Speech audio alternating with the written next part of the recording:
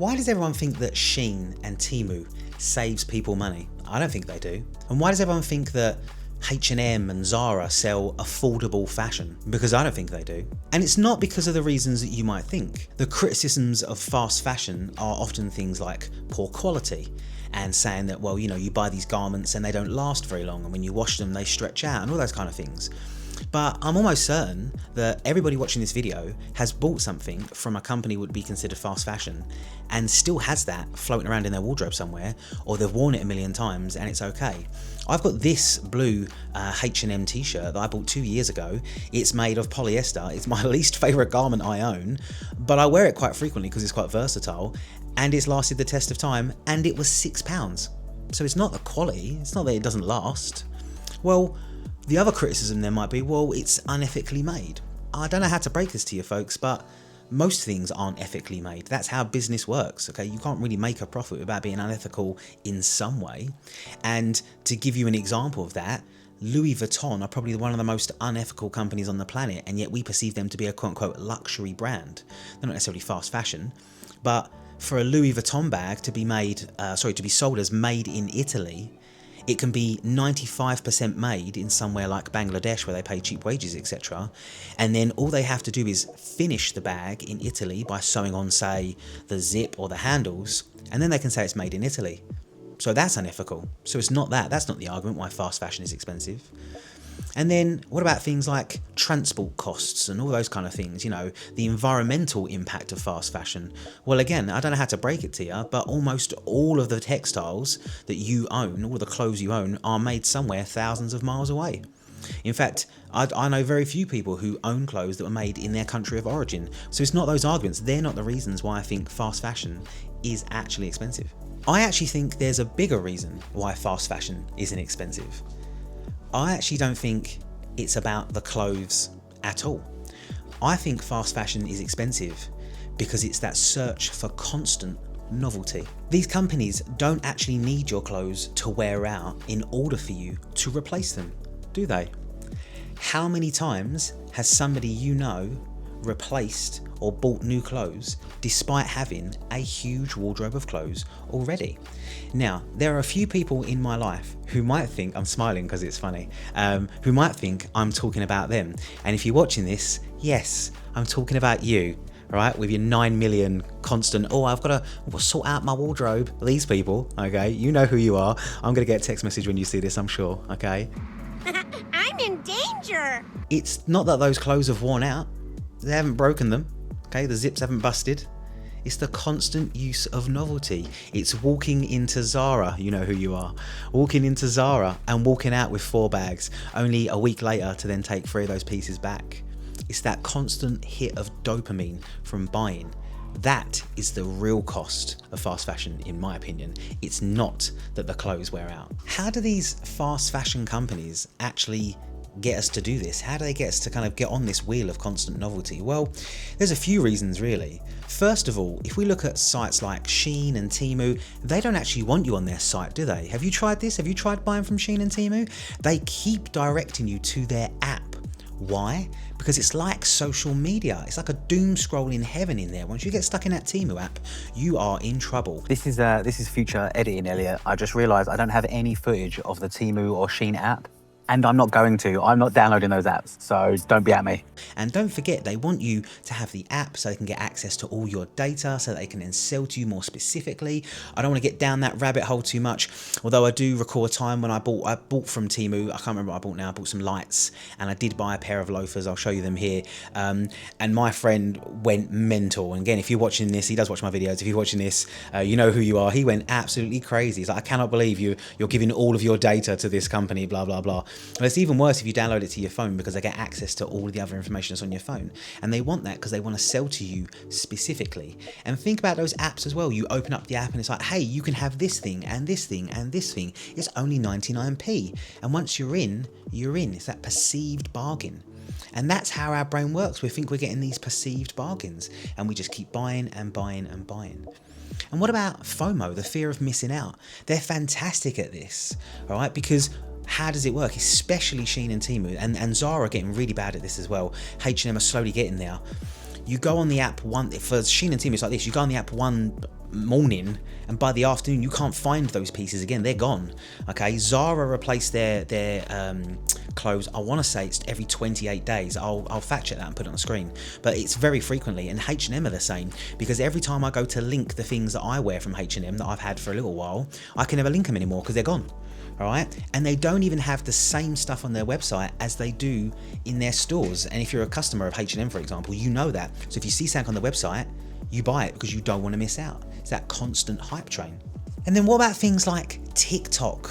It's the worst for fast fashion. Anybody who has created on TikTok will know that you are highly incentivized to sell via TikTok shop.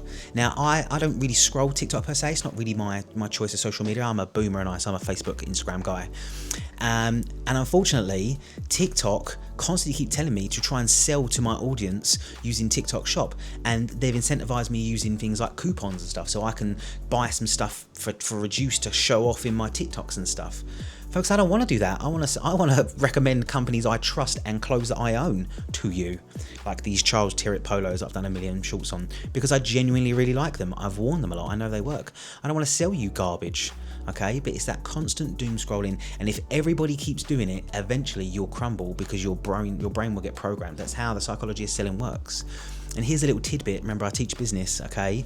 You only have to interact with a company 7 times or a product 7 times to then consider purchasing it. So if you see 7 reels or 7 TikToks of somebody using or wearing a particular piece of clothing, that's suddenly an idea of yours. And then that kind of really explains, why do intelligent people like us, we're learned, intelligent people. I'm assuming you are if you're watching this, okay? Gee, Ray, what do you want to do tonight? The same thing we do every night, Pinky. Try to take over the world. Why do we keep falling for that trap? And it's not necessarily us, it's just that the system is designed that way. It's like doom scrolling. Once you're in, you're in. You know what it's like? You go to bed, you sit down with your phone, it's 10 o'clock, you promised you were going to sleep, it's suddenly midnight, you're still scrolling, you can't even remember what you watched. It's the same with fast fashion. So what is the real cost of fast fashion then? Because I said it was expensive, but let's have a look at it. Let's take 2 people. We've got person A who indulges in fast fashion, buys from Shein and Temu, and we've got person B who is building an intentional wardrobe. And let's say it's classic menswear. This is a classic menswear channel. Well, if we do the economics of that, I don't know how many pieces people buy on average throughout the year from Shein and Temu. I did try and Google it, and I did a bit of chat GPT and stuff, but unfortunately I couldn't narrow it down to an answer because it really does vary because it's such a wide population. But let's take a really easy answer. Let's say 10 things, and I'm being really generous on it if I'm honest. Most people buy 10 things in one go, right? But let's say 10 things. If person A buys 10 items from Temu every year, okay, for 5 years, that is 50 pieces. My question would be this: how many of those pieces would they still be wearing in 5 years' time? Because I think we both know the answer would be probably 0, maybe just 1 or 2. Whereas person B spends the same amount of money buying 1 or maybe 2 if you can stretch classic intentional pieces that are much more versatile every year for 5 years. They would have 5 to 10 pieces that will last them a significant period of time and are more versatile, etc., etc., and they won't have to quote unquote replace them unless they break or they wear out, which clothes tend to do, but well-made clothes won't do it. But then we look at the cost per wear, and I'll use my flannel trousers as an example. I bought my grey flannel trousers 2 years ago, the ones I've got now, and I wear them for, I would say, upwards of 35% of the year because they're so versatile, they're so useful, and I wear them basically all autumn and winter long. Like I wear them at least once, if not twice a week for 20 weeks of the year, okay? So what is the cost per wear of my flannel trousers? I'd argue it's actually lower than the cost per wear of the Shein Temu stuff, because if you buy from Shein Temu fast fashion, maybe you wear that item once, twice, thrice at the best, and then suddenly it's on the pile ready for the next item that you're going to wear. So how much did it really cost you per wear? Probably a little bit more, okay? Now, ironically, you might be going, well, actually, no, Elliot, I don't agree with that. Shein Temu stuff's really cheap. Yeah, it is. But what about if you only really wear it one time? okay, then the cost per wear is really high, and then the cost of replacing it and all the damage, all that kind of stuff. So the economics of fast fashion just doesn't work, because you constantly have to have wardrobe turnover in order for that to occur. Whereas you could go down to Hornets of Kensington and buy yourself a suit that was made in the 1970s that is still going strong today. That is like 60 years old.